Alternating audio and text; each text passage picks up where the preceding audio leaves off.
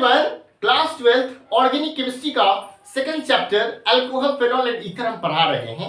आज उसी को कंटिन्यू करेंगे। आज की क्लास में हम पढ़ेंगे एक्सक्लूसिव रिएक्शंस ऑफ फेनॉल और रिएक्शन ऑफ फेनॉल।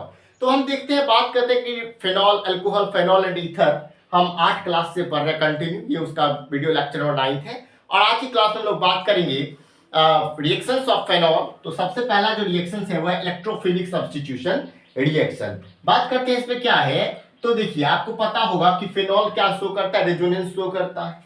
तो रेजोनेंस के कंडीशन में ये वाला जो इलेक्ट्रॉन यहाँ पे जाएगा, डबल बॉन्ड बनेगा। इस कार्बन के बॉन्ड बन जाते हैं 5, तो ये डबल बॉन्ड यहाँ पे शिफ्ट हो जाता है। यहाँ पे क्या शिफ्ट हो गया, इलेक्ट्रॉन शिफ्ट हो गया।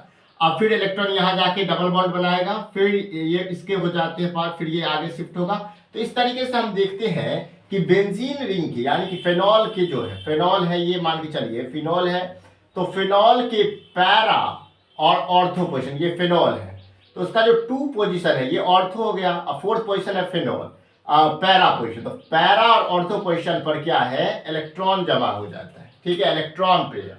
तो इस कारण से क्या होता है, इलेक्ट्रोफाइल जो है वो ऑर्थो और पैरा पोजीशन पे ऑर्थो पैरा डायरेक्टिंग ग्रुप बनाता है। तो हम कहते हैं क्या कि phenol shows electrophilic substitution reaction, phenol ortho para directing group. देखिए यहाँ पे अगर फेनॉल है, कोई इलेक्ट्रोफाइल है, तो इलेक्ट्रोफाइल क्या होता है, इलेक्ट्रॉन लविंग स्पीसीज होता है। जहां पे इलेक्ट्रॉन देखेगा वहां पे वो जाके जुड़ जाएगा। देखिए पैरा पोजीशन पे देखिए इलेक्ट्रॉन है, ऑर्थो पोजीशन पे है, तो पैरा ऑर्थो डायरेक्टिंग ग्रुप बनाता है, phenol para ortho directing group बनाता है।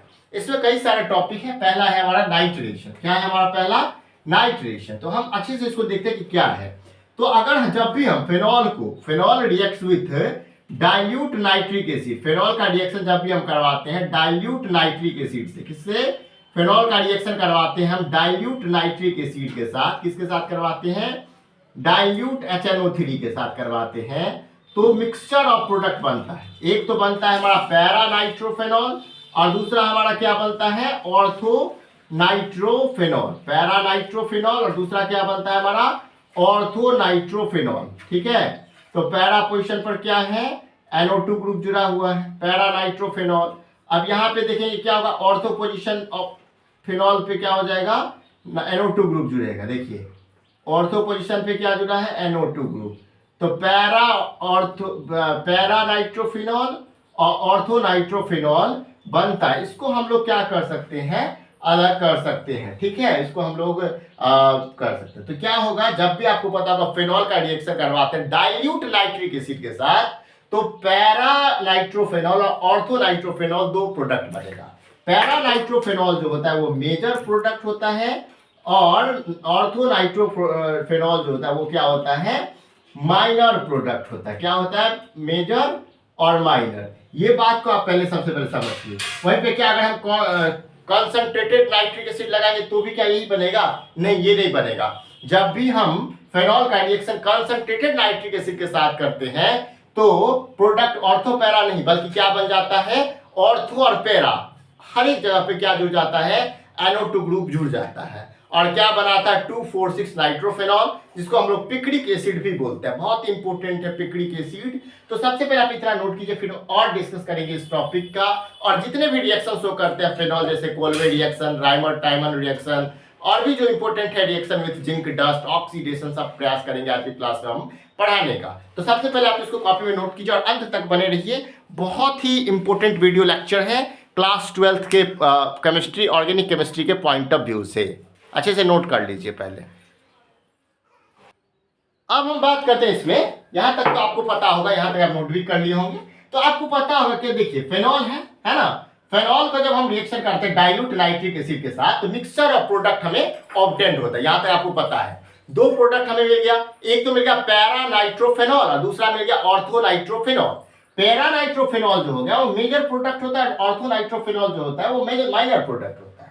अब इन दोनों में को हम अलग अलग कर सकते हैं बाय स्टीम डिस्टिलेशन से। ठीक है, और इसमें आपको पता होगा कि ऑर्थो नाइट्रोफेनॉल, पैरा नाइट्रोफेनॉल जो होते हैं वो लेस वोलेटाइल होते हैं। क्यों होते हैं less volatile, due to intermolecular hydrogen bonding.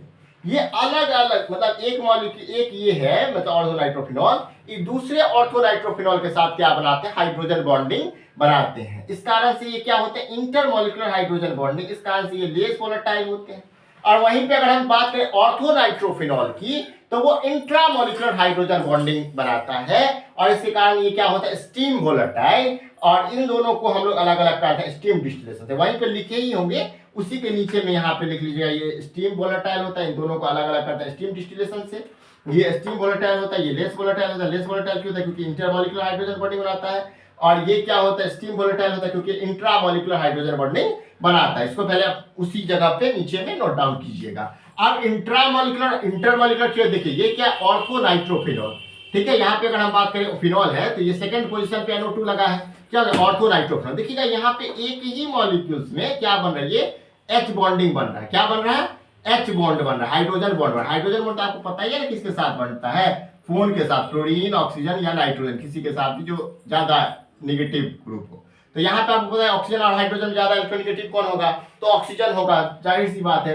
तो ऑक्सीजन इलेक्ट्रॉन अपनी ओर लेगा और अपने के ऊपर क्या लगा लेगा, पार्शियल नेगेटिव चार्ज। हाइड्रोजन के ऊपर पार्शियल पॉजिटिव है और इसके ऊपर नेगेटिव है, दोनों के बीच में कौन सा बॉन्ड बन गया, हाइड्रोजन बॉन्डिंग। कैसा हाइड्रोजन बॉन्डिंग बन गया, इंट्रामॉलिक्यूलर हाइड्रोजन बॉन्डिंग। और इंट्रामॉलिक्यूलर हाइड्रोजन बॉन्डिंग के कारण ये कैसा है, स्टीम वोलेटाइल। और वहीं पर अगर हम देखें पैरा नाइट्रोफिनॉल में, तो एक मॉलिक्यूल ये है, दूसरा मॉलिक्यूल, तो दो मॉलिक्यूल के बीच में हाइड्रोजन बॉन्ड बनता है। इसमें सेम में एक ही में बनता है, with in a molecule hydrogen bond formed, तो हम बोलते हैं इंट्रामॉलिक्यूलर। और अलग अलग मॉलिक्यूल्स में, जैसे यहाँ पे है ऑर्थोनाइट्रोफिनॉल, यहाँ पे ऑर्थोनाइट्रोफिनॉल, इस हाइड्रोजन और इसके ऑक्सीजन के बीच में बॉन्ड बना, तो क्या होगा, इंटरमॉलिक्यूलर हाइड्रोजन बॉन्ड। और इंटरमॉलिक्यूलर हाइड्रोजन बॉन्ड के कारण ये लेस वोलेटाइल होता है, ये स्टीम वोलेटाइल होता है। पहले इसको आप कॉपी में नोट डाउन कर लीजिए, ठीक है, इसको आप कॉपी में अच्छे से नोट डाउन कर लीजिए। वो जो है आप एक बार जब लिख दिए होंगे नाइट्रेशन, तो उसके बस नीचे में आपको अच्छे से बस बना देना है, और ऊपर में कैसे इंट्रामॉलिक्यूलर और इंटरमॉलिक्यूलर हाइड्रोजन बॉन्डिंग होता है उसको बता देना है कॉपी के अंदर, नोट के अंदर। अब हम लोग देखते हैं रिएक्शन में, अगर डाइल्यूट नाइट्रिक एसिड के साथ रिएक्शन की, तब तो आपको पता चला क्या बना, मिक्सचर ऑफ प्रोडक्ट बना, ortho para directing group attach हुआ, ठीक है, नाइट्रो ग्रुप। तो उसका तो पूरा देखिए, अगर कंसंट्रेटेड नाइट्रिक एसिड अगर रिएक्शन कर रहा है फिनॉल के साथ, तो क्या बनेगा, तो बनेगा पिक्रिक एसिड। क्या बनेगा, पिक्रिक एसिड बनेगा, 2,4,6 ट्राई नाइट्रोफेनॉल हमारा बनेगा पिक्रिक एसिड। और जब हम क्या करेंगे, तो ये जो है मेथड, ये तो अच्छा है, बन जाता है, डायरेक्ट इन कंसंट्रेटेड से नाइट्रिक एसिड डालते हैं। लेकिन नाउ डे आजकल इस मेथड से प्रिपेयर नहीं किया, क्योंकि इसका यील्ड जो है बहुत पुअर है, कम आता है, ठीक है, ऑब्टेंट कम होता है, इसलिए हम लोग इसका यूज नहीं करते हैं, ठीक है। अब जब हम लोग फेनॉल का रिएक्शन करवाते हैं कंसंट्रेटेड सल्फ्यूरिक एसिड के साथ 373 केल्विन टेम्परेचर पर, तो हमारा क्या मिलता है, फिनॉल 2,4-डाइसल्फोनिक एसिड, ठीक है। जब हम फिनॉल 2,4-डाइसल्फोनिक एसिड का रिएक्शन करवाते हैं कंसंट्रेटेड नाइट्रिक एसिड के साथ, तो 2,4,6 ट्राइनाइट्रोफेनॉल यानी कि हमारा पिक्रिक एसिड ऑब्टेन होता है। पिक्रिक एसिड बहुत इंपोर्टेंट कंपाउंड है, ठीक है, एसिडिक कैरेक्टर के कारण भी विख्यात है, और वैसे भी डायरेक्ट और क्वेश्चन भी इससे आता है। अगर phenol to picric acid conversion बोले तो ये भी आप ये मेथड लगा सकते हैं, इंपोर्टेंट एक तरीके से है ये क्वेश्चन, ये टॉपिक। उसके बाद फिर है हेलोजिनेशन। हेलोजिनेशन में आपको पता ही होगा क्या होता है, हेलोजन एटम का जुड़ना, ठीक है। तो जब हम Br2CS2 कार्बन डाइसल्फाइड के प्रेजेंस में 273 केल्विन टेम्परेचर पे करते हैं, तो फिर क्या होता है, हमारा mixture of product ortho para position पे आता है। और अगर हम ब्रोमीन वाटर के साथ करते हैं तो 2,4,6 ये फिनॉल आपको ऑब्टेन होता है। आप इसको कॉपी में नोट डाउन कर लीजिए, फिर हम बात करते हैं। और आज का क्लास में हम लोग बहुत चीज पढ़ने वाले हैं ना, तो पहले आप इसको नोट डाउन कर लीजिए कॉपी के अंदर। अब चलते हैं हम लोग कॉल्वे रिएक्शन। एक बहुत महत्वपूर्ण रिएक्शन है कॉल्वे रिएक्शन, बोर्ड में डायरेक्ट आने का पॉसिबिलिटी रहता है, तो इसको थोड़ा सा देखते हैं। सबसे पहले क्या है, तो स्टेटमेंट लिख देने से आप अगर बार बार पढ़ेगा तो बहुत सारा चीज आपके माइंड में हो जाएगा, तो इसलिए स्टेटमेंट भी लिखा देते हैं। फिर sodium phenoxide is treated with carbon dioxide. जब सोडियम फेनॉक्साइड को कार्बन डाइऑक्साइड के साथ रिएक्शन करवाएंगे, फिर उसका एसिडिफिकेशन करेंगे, तो क्या बन जाएगा, हमारा अंतिम प्रोडक्ट क्या होगा, सैलिसाइलिक एसिड। सोडियम फेनॉक्साइड से क्या बनाना है, सैलिसाइलिक एसिड। इस रिएक्शन को क्या बोलते हैं, कॉल्वे रिएक्शन। देखिए क्या फिनॉल है हमारे पास, क्या है, फिनॉल है। अब क्या करते हैं हम लोग, सोडियम हाइड्रोक्साइड के साथ फिनॉल का रिएक्शन करवाते हैं। आपको पता होगा सोडियम हाइड्रोक्साइड का OH और यहां से ये का H दोनों निकल जाएगा H2O बना के, ठीक है। जैसे ही H2O निकला, वाटर निकला, क्या बन जाएगा, ONA क्या बन, यहाँ से O यहाँ से Na क्या बन गया सोडियम फिनॉक्साइड। क्या बन गया सोडियम फिनॉक्साइड।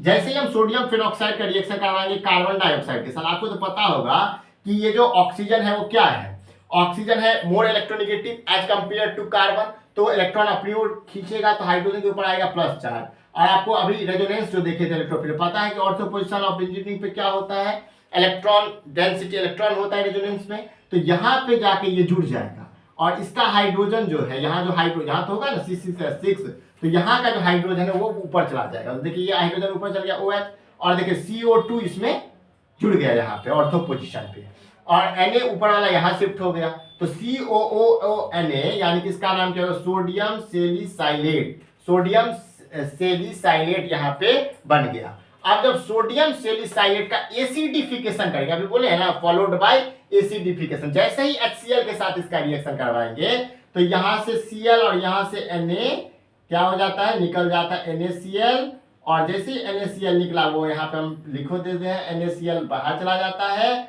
और ortho position of phenol carboxylic group लग जाता है ऑर्थो पोजिशन पे, तो इसको क्या बोलते हैं सेलिसाइलिक एसिड बोलते हैं। सबसे पहले क्या किए, फेनॉल का रिएक्शन कराया सोडियम हाइड्रोक्साइड से, यहाँ से OH यहाँ से H निकला, ONA सोडियम फेनॉक्साइड बना, सोडियम फेनॉक्साइड का रिएक्शन करवाते हैं कार्बन डाइऑक्साइड से जो यहाँ पे जुड़ गया, तो क्या बन गया सोडियम सेलिसाइलेट बन गया, और जब उसका एसिडिफिकेशन करते हैं तो NaCl बाहर निकल जाता है और सेलिसाइलिक एसिड बन जाता है।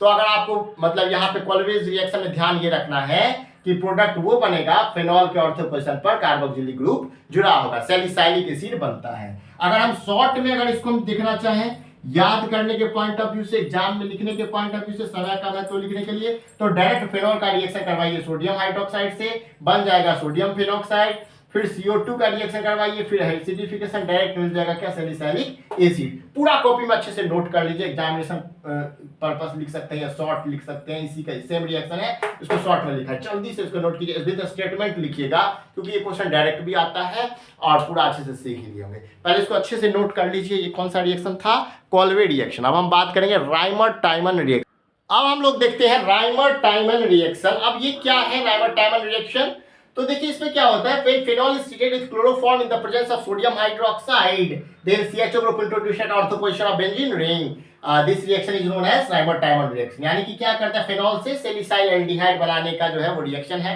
ठीक है, बहुत इंपॉर्टेंट है ये भी। देखिए सबसे पहले क्या करता है, फेनॉल का रिएक्शन करवाते हैं CHCl3 के साथ NaOH, तो NaOH क्या करता है, तो यहाँ से जो है वो H और यहाँ से OH निकला, और देखिए यहाँ पे क्या बन गया फिनॉक्साइड O- और Na+, ठीक है, और एक Na बचा A, और यहाँ से क्या हो गया, तो CHCl2 इंटरमीडिएट बन गया। अब यहाँ से फिर क्या होगा, तो ये जो प्रोडक्ट बनेगा अब इस पे क्या करेगा, इक्वल्स टू NaOH डाल देंगे, तो फिर क्या बन जाएगा, देखिए ये अब जी इस कार्बन पर दो हाइड्रोक्सिल ग्रुप है, ये हो गया अनस्टेबल, और फिर क्या होगा, इसको हीट करेंगे, यहाँ से क्या होगा वाटर निकल जाएगा, और एक वाटर मॉलिक्यूल जैसे निकला तो ऑर्थो पोजीशन पर क्या हो गया CHO ग्रुप इंट्रोड्यूस हो गया, इसको क्या बोलते हैं सेलिसाइल एल्डिहाइड बोलते हैं। फिर यहाँ से क्या हो गया, एसिडिफिकेशन किए तो क्या बन गया सेलिसाइल एल्डिहाइड बन गया। अब इसको शॉर्ट्स में भी देख सकते हैं हम लोग, फेनॉल का रिएक्शन क्लोरोफॉर्म के साथ करते हैं और सोडियम हाइड्रोक्साइड के रिएक्शन, तो ये OH जो है वो फिनॉक्साइड बन जाएगा, और यहाँ पे CHCl2, तो ये इंटरमीडिएट होगा। फिर इसका जैसे एक NaOH के साथ करते हैं तो इस कार्बन पर दो हाइड्रोक्सिल ग्रुप है जो कि अनस्टेबल होता है, फिर इसको जैसे हीट करेंगे तो यहाँ पे CHO ग्रुप इंट्रोड्यूस हो जाएगा, और फिर जब इसका एसिडिफिकेशन करेंगे HCl के साथ तो NaCl निकल जाएगा बाहर, और यहाँ पे H जो है वहां शिफ्ट हो जाएगा, तो ये क्या बन गया सेलिसाइल एल्डिहाइड। ये क्या हो गया आपका राइमर-टाइमन रिएक्शन। इसको भी कॉपी में अच्छे से नोट डाउन कर लीजिए, ये भी एक इंपॉर्टेंट रिएक्शन है, ठीक है। फिर हम लोग बात करते हैं रिएक्शन विथ जिंक डस्ट की।